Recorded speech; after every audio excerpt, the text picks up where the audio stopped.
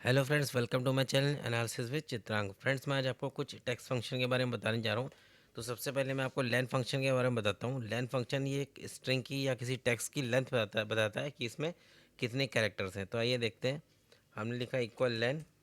यहाँ पे हम डबल कोट्स में कोई भी टेक्स्ट लिख देंगे। हमने डबल कोट्स में सपोज लिख दिया कंप्यूटर, डबल कोट क्लोज करेंगे, ब्रैकेट क्लोज, एंटर। तो ये इसमें 8 करेक्टर्स है, तो इसने लेंथ बता दी 8 करेक्टर्स। और फ्रेंड्स, ये स्पेशल करेक्टर्स भी काउंट करता है, स्पेसेस भी काउंट करता है। हम कंप्यूटर के बाद अगर स्पेस दे दें और हमने यहाँ पे एट द रेट लगा दिया तो ये देखिए 10 हो गई। अब फ्रेंड्स, नेक्स्ट फंक्शन देखते हैं हम। लोअर फंक्शन ये क्या करता है, किसी भी टेक्स्ट के सभी करेक्टर्स को स्मॉल लेटर्स में चेंज कर देता है। जैसे हम यूज़ करके देखते हैं इसको, इक्वल लोअर। यहाँ डबल कोट्स में हम कैपिटल लेटर्स में लिखते हैं। ये हमने कुछ भी लिखा, डबल कोट्स बंद किए, ये देखिए पूरा इसने स्मॉल लेटर्स में चेंज कर दिया। केवल एक ही वर्ड नहीं, अगर हम स्पेस दे के लिखें दूसरे वर्ड्स में तो ये पूरा इसको, पूरे टेक्स्ट को स्मॉल लेटर्स में चेंज कर देता है। इसके बाद देखते हैं अपर। जैसा कि इसका नाम है, ये पूरा अपर केस में यानी कि कैपिटल लेटर्स में टेक्स्ट को चेंज कर देता है। अगर इसी टेक्स्ट को जो हमने ऊपर लिखा है इसको हम अपर फंक्शन यूज़ करके चेंज करें, इस सेल पे हमने क्लिक किया, ब्रैकेट क्लोज, एंटर, तो ये देखिए पूरा इसने कैपिटल लेटर्स में चेंज कर दिया है। अब फ्रेंड्स, प्रॉपर फंक्शन देखते हैं। प्रॉपर केस क्या होता है, ये किसी भी सेंटेंस के सभी वर्ड्स का पहला करेक्टर कैपिटल कर देता है। तो हम प्रॉपर फंक्शन यूज़ करके देखते हैं। इक्वल पी आर प्रॉपर हमने लिखा, ऊपर वाली सेल हमने सेलेक्ट की, A3, एंटर। ये देखिए, आप देख रहे हैं इसमें 2 वर्ड्स लिखे तो दोनों के पहले करेक्टर वर्ड्स के कैपिटल हो गए। या हम कुछ भी फिर से मीनिंगफुल भी लिख के देख लेते हैं। हम स्मॉल में लिख देते हैं।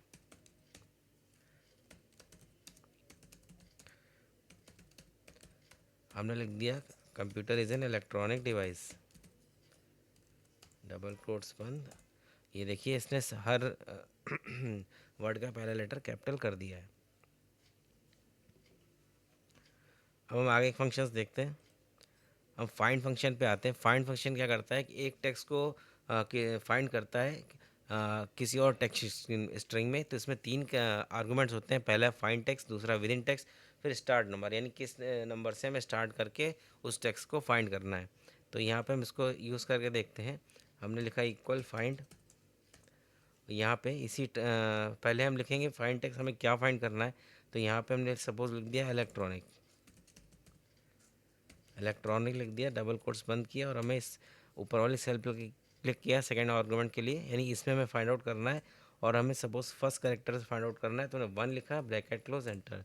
तो इसने बता दिया कि इलेक्ट्रॉनिक वर्ड कहाँ से शुरू हुआ है, 16th करेक्टर से इलेक्ट्रॉनिक वर्ड आपका शुरू हुआ है। फ्रेंड्स, इसी तरह का एक फंक्शन मैंने आपको सर्च बताया था। सर्च और फाइंड में ये डिफरेंस होता है कि सर्च आपका वाइल्ड कार्ड करेक्टर्स भी एक्सेप्ट कर लेता है। वाइल्ड कार्ड करेक्टर्स आपके 2 होते हैं, एस्टेरिस्क आपका और क्वेश्चन मार्क। क्वेश्चन मार्क एक सिंगल करेक्टर डिनोट करता है, जबकि एस्टेरिस्क डिनोट करता है ग्रुप ऑफ करेक्टर्स। और एक सर्च और फाइंड में एक डिफरेंस ये होता है कि फाइंड आपका केस सेंसिटिव होता है और सर्च आपका केस सेंसिटिव नहीं होता है। अगर यहाँ पे हम इलेक्ट्रॉनिक में देखिए ई कैपिटल है, अगर हम स्मॉल कर देते हैं तो ये देखिए वैल्यू एरर आ रहा है, क्योंकि ये इसको फाइंड आउट नहीं कर पाया है। और जब फाइंड आउट नहीं करता है तो एरर वैल्यू आती है, वैल्यू एरर। अगर यहीं पे अगर हम सर्च फंक्शन लिखते हैं, यहाँ पे अगर हम सर्च फंक्शन यूज़ करते हैं तो हम देखिए हमने सर्च लिखा, और ये देखिए यहाँ पे सर्च ने रिजल्ट दे दिया, जबकि फाइंड ने नहीं दिया था। यानी फाइंड केस सेंसिटिव होता है, सर्च आपका केस सेंसिटिव नहीं होता है। और यहाँ पे हम वाइल्ड कार्ड करेक्टर्स का यूज़ करके देख लेते हैं। सर्च फंक्शन के लिए हमने लिखा सर्च इक्वल सर्च, अब फाइंड टेक्स्ट। फाइंड टेक्स्ट हम यहाँ पे लिख देते हैं डबल कोट्स में। हमने लिखा इलेक्ट्रॉनिक, हमने सपोज इलेक्ट्रॉन लिख के फिर स्टार लगा दिया कि इलेक्ट्रॉन वर्ड के बाद चाहे जितने भी करेक्टर्स आए हों। फिर डबल कोट्स बंद, फिर कॉमा देखिए हमने इसी सेल पर क्लिक किया, सेल A5 में, फिर कॉमा हमने फर्स्ट सेल से फर्स्ट करेक्टर से फाइंड आउट करना है। ये देखिए रिजल्ट आ गया 16। तो ये स्टार भी इसने एक्सेप्ट कर लिया। अब हम वाइल्ड कार्ड करेक्टर दूसरा जो आपका है क्वेश्चन मार्क, उसको यूज़ करके देखते हैं।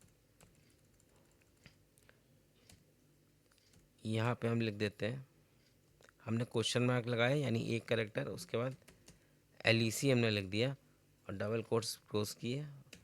सेकेंड हमने आर्गूमेंट दिया विद इन टेक्स्ट में ए फाइल से पे हमने क्लिक कर दिया, कॉमा फर्स्ट कैरेक्टर से हमें सर्च करना है, फिर हमने एंटर कर दिया। देखिए 16 आ रहा है रिजल्ट।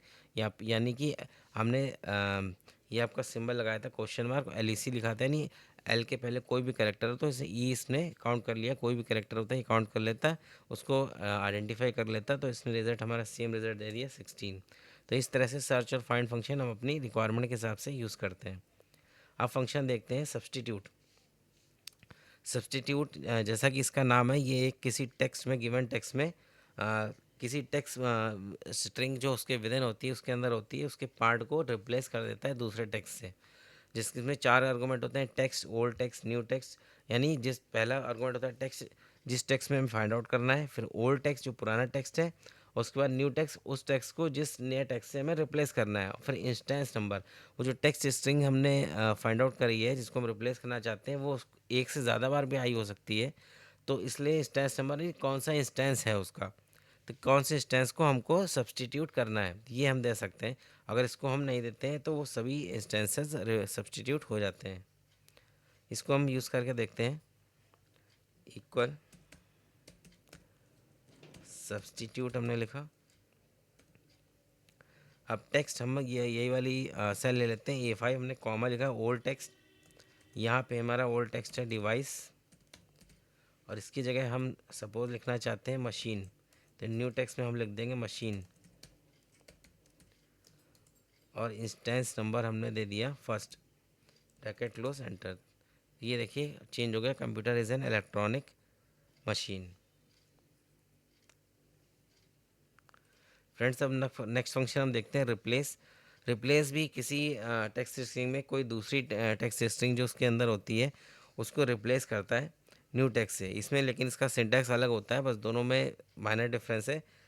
रिप्लेस में आपके 4 आर्गूमेंट से ओल्ड टेक्स्ट यानी पुराना टेक्स्ट जो जिसको आपको रिप्लेस करना है, फिर स्टार्ट नंबर जो जिस टेक्स्ट स्ट्रिंग में आप फाइंड आउट करके रिप्लेस करेंगे उसमें किस करेक्टर से वो ओल्ड टेक्स्ट आपका स्टार्ट होता है, उसके बाद नंबर ऑफ़ करेक्टर्स यानी कितने करेक्टर्स रिप्लेस करने हैं, उसके बाद न्यू टेक्स्ट किस करेक्टर से आपको उसको रिप्लेस करना है। तो आइए इसको यूज़ करके देखते हैं। हम लिखते हैं इक्वल रिप्लेस, यहाँ पे हमने ओल्ड टेक्स्ट लिखना है तो हमने ये ऊपर वाली सेल पे क्लिक कर दिया, ओल्ड टेक्स्ट हम ये ले रहे हैं, और कहाँ से हमें स्टार्ट करना है, जहाँ से हमें रिप्लेस करना है, जिसको कहाँ से रिप्लेस करना है, स्टार्ट करना है A8 में जो स्ट्रिंग है उसमें। तो हम यहाँ पे सपोज़ मशीन को रिप्लेस करना चाहते हैं, तो यहाँ पे हम काउंट करें तो ये 8 करेक्टर्स कंप्यूटर में, उसके बाद 9 10 11 12 13 14 15 16 17 18 19 20 21 22 23 24 25 26 और 27 नंबर से मशीन स्टार्ट हुआ है, तो हम 27 यहाँ पर लिख देंगे। 27 करेक्टर से हमें रिप्लेस करना है। उसके बाद कितने करेक्टर से रिप्लेस करने हैं, डिवाइस में आपके 6 करेक्टर हैं, तो यहाँ पे हम लिख देते हैं 6, और कॉमा यहाँ पे न्यू टेक्स्ट हमें क्या लिखना है, डिवाइस लिखना है, तो यहाँ पे हम डिवाइस लिख देते हैं। ये हमने डिवाइस लिख दिया है, फिर ब्रैकेट क्लोज किया हमने, एंटर। तो ये देखिए आ गया computer is an electronic device. आप डिवाइस की स्पेलिंग में देख रहे हैं C लिखा है, ऐसा किस लिए हुआ है कि आप नोटिस करेंगे कि मशीन में कितने करेक्टर्स हैं आपके, मशीन में 1 2 3 4 5 6 7 करेक्टर, जबकि डिवाइस में आपके 6 करेक्टर्स है, तो 7वां करेक्टर मशीन का ई है, तो 6 करेक्टर के बदले 6 ही करेक्टर रिप्लेस हुए और 7वां मशीन का ई यहाँ पे शो हो रहा है, इसलिए डिवाइस की स्पेलिंग में DEVICE हो रहा है। तो रिप्लेस और आपका सब्सटीट्यूट में यही डिफरेंस है कि रिप्लेस जितने करेक्टर्स हम देते हैं रिप्लेसमेंट के लिए उतने ही करेक्टर्स रिप्लेस होते हैं, जबकि आपने सब्सटीट्यूट में देखा कि ये हम F2 की प्रेस करते हैं, ये देखिए हम जो टेक्स्ट करेक्टर में नंबर ऑफ़ करेक्टर्स मैटर नहीं करते, हम ओल्ड टेक्स्ट न्यू टेक्स्ट दे देते हैं और वो उससे रिप्लेस हो जाता है। तो इस तरह से हम सब्सटीट्यूट और रिप्लेस को अपनी रिक्वायरमेंट के हिसाब से यूज़ कर सकते हैं। अब आगे हम देखते हैं रैप्ट फंक्शन। रैप्ट रिपीटिशन के लिए होता है, इसमें 2 आर्गूमेंट्स होते हैं, टेक्स्ट और नंबर ऑफ़ टाइम्स, यानी किसी टेक्स्ट को आपको बार बार रिपीट करना हो तो उस रैप्ट फंक्शन से हम कर सकते हैं। तो आइए देखिए इसको यूज़ करते हैं। इक्वल REPT रैप्ट लिखा हमने, और यहाँ पे हमने टेक्स्ट लिखेंगे कोई भी, हमने जैसे सपोज C लिख दिया, और कितने बार रिपीट करना है, हमने 2 बार सपोज दे दिया, ब्रैकेट क्लोज एंटर। तो ये देखिए C का डबल C हो गया। तो इस फंक्शन का यूज़ हम छोटे से बार चार्ट सेल में ही बनाने के लिए यूज़ करते हैं। जैसे सपोज़ यहाँ पे कुछ नंबर्स हम लिख देते हैं, ये हमने कुछ नंबर्स लिख दिए, और यहाँ पे हम रेप्ट फंक्शन का यूज़ करेंगे। पहले हम टेक्स्ट लिखेंगे। टेक्स्ट में हम सपोज़ यहाँ पे एक बार दे देते हैं। अब कॉमा में रिपीट नंबर ऑफ़ टाइम्स में हम इस D1 D2 सेल पे क्लिक करते हैं, ब्रैकेट क्लोज और एंटर। तो देखिए एक बार बन गई है। अब इसको हम ड्रैग करते हैं नीचे तक, तो देखिए बार्स जितने टाइम्स दिया हुआ उतने बार रिपीट हो रही है, तो ये एक तरह का बार चार्ट टाइप का बन गया है। तो इस तरह से हम इसको यूज़ करते हैं। अब आगे फंक्शन देखते हैं। आगे फंक्शन टी फंक्शन है। इसमें एक आर्गूमेंट होता है वैल्यू। ये क्या करता है, इसमें हम कोई टेक्स्ट एज एन आर्गूमेंट देते हैं। अगर वो टेक्स्ट होता है, जो आर्गूमेंट हमने दिया है वो टेक्स्ट है, तो टेक्स्ट वही टेक्स्ट वो रिटर्न कर देता है, वरना ये ब्लैंक सेल रिटर्न कर देता है। देखते हैं इस फंक्शन को यूज़ करके। हम यहाँ पे लिखते हैं इक्वल टी, और यहाँ पे डबल कोट्स में कोई भी टेक्स्ट हम लिख देते हैं। सपोज़ हमने टेक्स्ट ही लिख दिया, तो देखिए इसने टेक्स्ट रिटर्न कर दिया, या कुछ भी लिखा हुआ अंदर। हमने यहाँ पे सपोज़ लिख दिया कंप्यूटर, तो देखिए इसने कंप्यूटर रिटर्न कर दिया।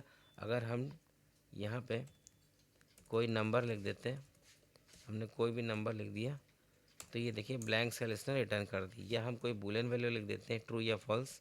हमने लिखा ट्रू, तो ये देखिए ब्लैंक सेल इसने रिटर्न कर दिया। और तो हम यहाँ पे लिखते हैं इक्वल ट्रिम, और डबल कोट्स में हम सपोज लिख देते हैं computer is an electronic device.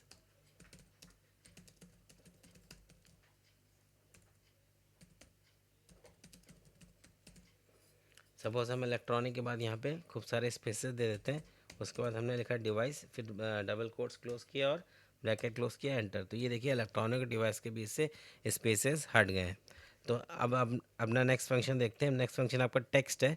इसमें दो आर्गूमेंट्स होते हैं, वैल्यू और फॉर्मेट टेक्स्ट। ये किसी वैल्यू को टेक्स्ट में चेंज करता है, और उसके लिए हमें फॉर्मेट स्पेसिफाई करना होता है। तो यहाँ पे हम देखते हैं, हमने लिखा इक्वल टेक्स्ट, और यहाँ पे डबल कोट्स में सपोज हम कोई नंबर लिख देते हैं। सपोज 123 लिखा हमने, डबल क्लोज कोट्स हमने क्लोज किए, फिर फॉर्मेट देते हैं इसका। सपोज़ हम 123.0 इस तरह से लिखना चाहते हैं, तो यहाँ पे हम हैश लगाएंगे, जिसको नंबर साइन भी बोलते हैं। तो यहाँ 1 1 2 3 तीन कैरेक्टर्स हैं, तो 3 बार हैश लगाएंगे। फिर 0.0 शो करने के लिए हम 0 ही लिखते हैं।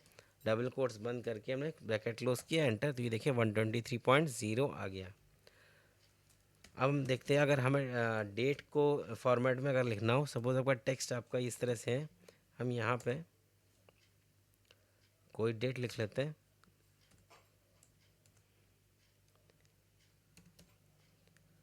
इस तरह से आपका डैश लगा के डेट लिखी हुई है 2025।